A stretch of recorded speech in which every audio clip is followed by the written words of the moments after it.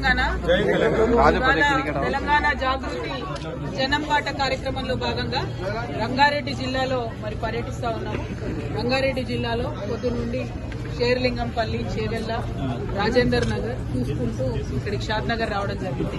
మరి షాద్ నగర్ హాస్పిటల్లో, ప్రభుత్వ హాస్పిటల్లో జరిగినటువంటి కొన్ని సంఘటనలు విని మరి ఇక్కడ పరిస్థితి ఎట్లా ఉందో తెలుసుకుందామని రావడం జరిగింది. ప్రధానంగా ఇక్కడ 100 పడకలు కట్టుకోవాలన్నటువంటి సంకల్పం ఏదైతే ఉందో, ఇన్ని సంవత్సరాలైనా ఇంతవరకు 100 పడకల హాస్పిటల్ పూర్తయినా అక్కడికి షిఫ్ట్ అయినటువంటి పరిస్థితి ఉంది. ఇప్పుడు ఉన్నటువంటి బిల్డింగ్ ఎక్కడికక్కడ పెచ్చులూడిపోయి పేషెంట్లను పెడితే వాళ్ళ మీద ఎడబడుతుందో అనేటటువంటి పరిస్థితి, కొంచెం వాన పడ్డా కూడా అన్ని ఫ్లోర్స్లలో ఉరుస్తున్నటువంటి పరిస్థితి కనబడతా ఉంది. ఎట్ ద సేమ్ టైం ఈ 50 బెడెడ్ హాస్పిటల్లో అరకొర వసతులతో, తక్కువ స్టాఫ్తో కూడా మెడికల్ సిబ్బంది అందరూ కూడా సేవలు అందించడం అనేది నిజంగా వాళ్ళందరూ నేను మనస్ఫూర్తిగా అభినందిస్తున్నాను.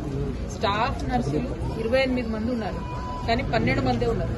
అయినా సరే గైనకాలజిస్టులు 6 మంది ఉన్నారు, ఒకటే ఒక డాక్టర్ ఉన్నారు. అయినా సరే పోయిన నెల 101 డెలివరీలు గవర్నమెంట్ హాస్పిటల్లో చేసిందంటే వాళ్ళ మీద స్ట్రెయిన్ ఎక్కువైతున్నటువంటి సందర్భాన్ని నేను గమనిస్తా ఉన్నాను. ఎట్ ద సేమ్ టైం ప్రభుత్వ వైద్యులకైనా అధికారులకైనా నేను సూచన చేసేది ఏంటంటే, గవర్నమెంట్ హాస్పిటల్కి వచ్చేటటువంటిది చాలా పేదవాళ్ళు వస్తారు కాబట్టి కొంచెం కన్సర్న్తోని, కొంచెం ప్రేమతోని వారిని ట్రీట్ చేస్తే బాగుంటుంది అనేటటువంటిది ఇక్కడ అందరూ కూడా చెప్తున్నటువంటి విషయం. ఇక మరి ప్రభుత్వ హాస్పిటల్ గురించి మొత్తం ఆలోచించుకుంటే శానిటేషన్ సిబ్బంది కావచ్చు, కేర్ టేకర్స్ కావచ్చు, వీళ్ళందరినీ కూడా ప్రైవేట్ గా మనం తీసుకోవడం జరుగుతుంది. వీళ్ళందరినీ కూడా అవుట్ సోర్సింగ్ నుంచి తీసుకుంటాం. వీళ్ళెవ్వరికీ కూడా జీతాలు సరిగ్గా లేనటువంటి పరిస్థితి, రాకపోతే జీతాలు 3 నెలలు రానటువంటి పరిస్థితి. సో రకరకాల ఇబ్బందులు ఉన్నాయి. ఏదైతే హాస్పిటల్ డెవలప్మెంట్ ఫండర్ ఉంటుందో అది కూడా వస్తలేదు. సో దాంతో మందులు కొనాలన్నా ఇంకోటన్నా ఇబ్బంది అయ్యే పరిస్థితి.